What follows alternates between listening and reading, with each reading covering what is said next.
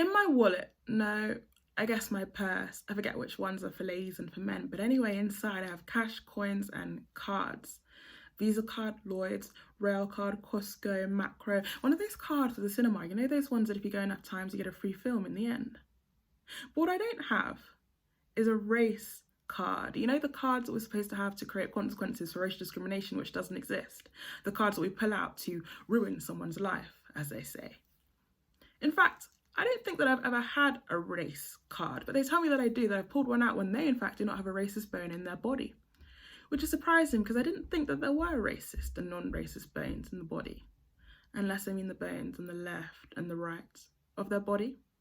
But anyway, they pull out their cards, their Rolodex, and tell me that their best friend's sister's uncle's cousin's rat was black, you see, and that they sat next to a boy named Kwasi in year 3, and so they could never, ever be racist. And so they tell me to put the card I can't find away.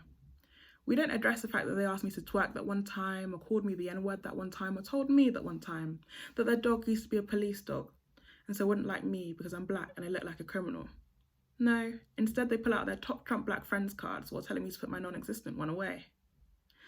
I wonder what a race card would even look like. Would it be black on white, white on black, brown on black, black on black? Would it cost money to own?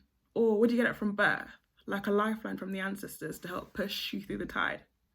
Would it come with a chip? You know, like the ones they tell us are on our shoulders. Would it be like in McDonald's where they ask, would you like fries with that? Or would it be more like a poker chip, which you could cash in and maybe get enough money to buy a race car? It's funny because we talk a lot about abstract cards and chips, but not enough about concrete stones and sticks. They stop the conversation, halt, like a police officer, telling us we have the right to remain silent or shove our race cards up where the sun don't shine. It's funny, but I guess that's life. A life where some people run around in fields of wheat and others sit in dark, damn cells, 3 by 3. So I guess I'll have to keep looking for my race card and resign myself to the fact that facts don't matter when they've decided that the narrative is true.